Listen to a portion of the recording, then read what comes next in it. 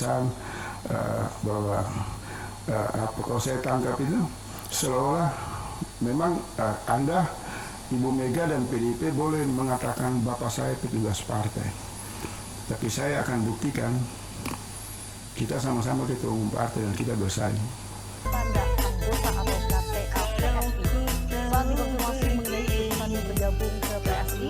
Sebelumnya, Kaisang menyatakan dirinya sudah meminta restu keluarga termasuk dengan ayahnya, Presiden Joko Widodo.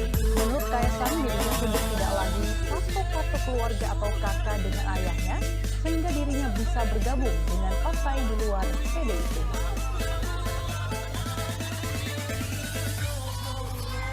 Oke. Dan apalagi kan sudah menjadi sesuatu yang sering muncul semacam tudingan. Suara PDIP itu kan tidak lepas karena faktor pengaruh politik uang. Ini sering mereka ngomong, ya saya tangkap di media sosial seperti itu. Maka bisa saja Kaisang mengatakan kepada ayahandanya itu Pak Jokowi, kalau memang cuma soal uang saja, ya udah kita besarkan PSI dan kita pindahkan, bikin kandang baru untuk memasukkan domba-domba politik dalam jumlah yang banyak untuk mendapatkan suara di dengan parlemen. 150 triliun kalkulasi tadi. Oh, saya lihat sekitar itu. Silakan tambahkan terus bro, sebelum saya Nah, secara moral politik ini kan tiba-tiba ketika diumumkan selaku ketua umum partai, kemudian muncul gambar antara Ibu Mega dan Kaisang itu dibuat bersandi, bocah dan nenek, ya kan?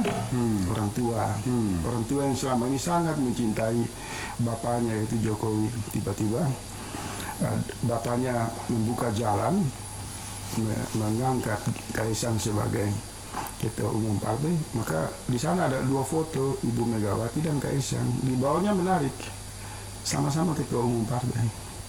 Jadi ini satu proses perjalanan durhaka politik atau itu saya enggak. Masih terus ramai diperbincangkan oleh. Perlu underlining itu durhaka politik. Iya, semacam.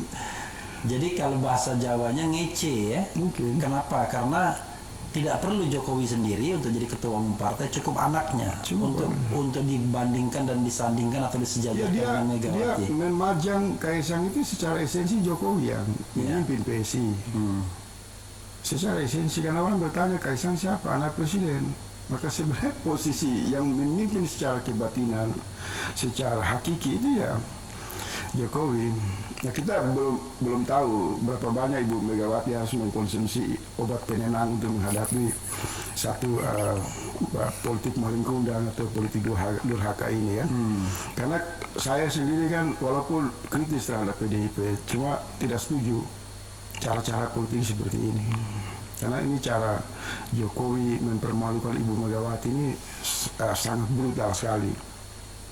Sangat boleh mereka mengatakan ini biasa-biasa saja, tapi saya mau ingatkan PSI itu setiap bangun tidur mereka punya angan-angan dan cita-cita yang terbesar adalah memperluas suara.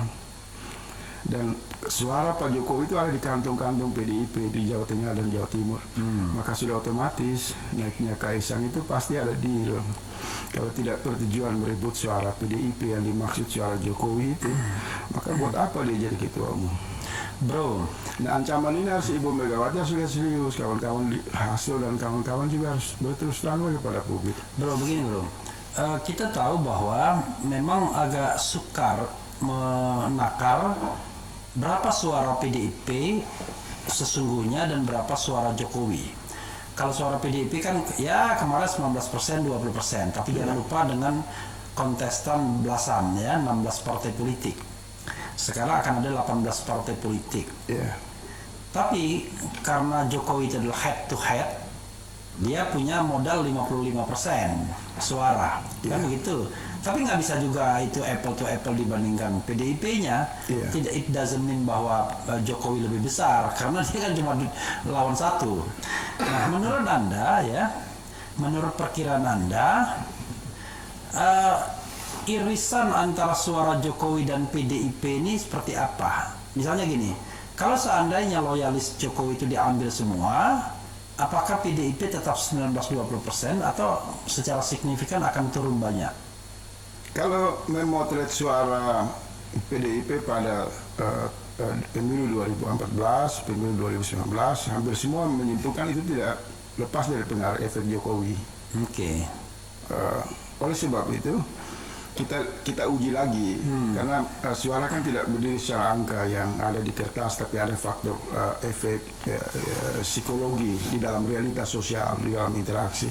Nah, keputusan Jokowi misal terlibat di dalam misal kasus Rempang kan, itu kan kita melihat PDIP melakukan penyesuaian terhadap Jokowi, tidak ada sikap yang berbeda. Berarti kita mengatakan PDIP taat kepada keputusan Jokowi. Begitu juga kenaikan BBM yang terus menerus PDIP berada di sana bersama Jokowi. Ya. Penggusuran, kekerasan, penangkapan ulama, undang-undang ITE yang semua menghadirkan rasa kekerasan rakyat, PDIP setia kepada Jokowi. Oke. Berarti suara yang dimaksud itu adalah suara yang dimiliki oleh kekuasaan full Jokowi. Infrastruktur ini menjadi benalu dari kekuasaan Jokowi. Oleh sebab itu di awal saya mengatakan kalau dia mengambil PSI dengan menempatkan Kaisang, maka sudah secara otomatis dia sudah menghitung seluruh suara PDIP ini kemungkinan bisa berpindah ke anaknya. Sehingga kan orang mengatakan sebenarnya Jokowi itu sederhana, ketika dia pasang Kaisang, dia mengumumkan kepada seluruh pendukungnya, jangan pilih PDIP, sekarang pilih Kaisang, itu kan. Oke. Kalau tidak ada tujuan itu buat apa bikin partai? Kan merebut suara. Nah, kita uji kualitas hubungan suaranya. Suara itu tidak lagi setia kepada Ibu Megawati, Tapi lebih pada kepada Jokowi. Jokowi. Jadi kemungkinan bukan kemungkinan. Artinya kita bisa menegaskan selama hampir 1 dekade Jokowi ini hanya menjadikan PDIP ini sebagai bakul sampah yang menampung seluruh beban caci maki rakyat, dan dia sadar sudah hancur ini PDIP, tidak bisa dipertahankan, maka dia menciptakan infrastruktur kan. Dia siapkan PSI di tahap 5 tahun, belajarlah administrasi, belajarlah nyanyi-nyanyi, belajarlah main game online, ya kan. Semua itu berlangsung hampir matang pada 5 tahun.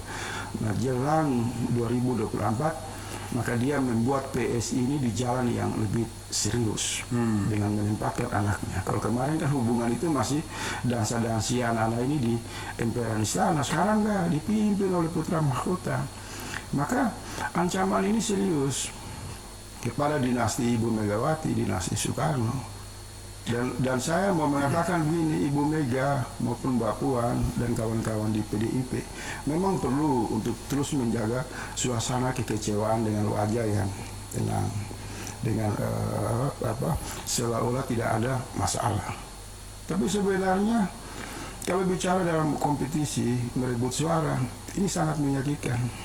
Ini telan racun, ini membesarkan seseorang yang disebut petugas partai, di ujung kekuasaan dia memukul dengan pukulan yang sangat kuat. Bro, di masa lalu ya PDIP itu pernah juga di-challenge oleh beberapa tokoh, Bu Mega, Eros Jarot, Dibi Yeti Hartono, kemudian Roy Bibi Janis, bahkan mereka membentuk PDIP, Partai Demokrasi Pembaruan, Zulpan Lindan dan lain sebagainya. Tetapi mereka selalu gagal dan Bu Mega makin kuat, stronger. Menurut Anda kalau ini kasusnya berbeda atau bagaimana? Kasus beda. Oke. Jadi begini, saya harus bicara di sini berterang aja. Seringkali orang mengatakan bahwa pendukung dari bubarnya Partai Komunis, Partai PKI, pasca jatuhnya rejim Soeharto, ini kemana mereka? Dengan aneka dendam politiknya. Oke. Kemudian di sana kan muncul mereka mengumumkan kami bergabung di PDIP, dan jumlah itu besar. Nah, jumlah ini kemudian tidak mendapatkan posisi yang strategis. Tapi kemudian PDIP terus menerus dipimpin oleh Ibu Megawati, dan gonta-ganti sekjennya itu berasal kalau tidak kelompok nasionalis Abangan, Islam Abangan, Katolik atau Protestan. Oke, karena itu unsur dari terbentuknya PDIP. Ya, Perindo dan lain-lain. Ya. Tapi di mana kelompok progresif dari anak cucu PKI ini?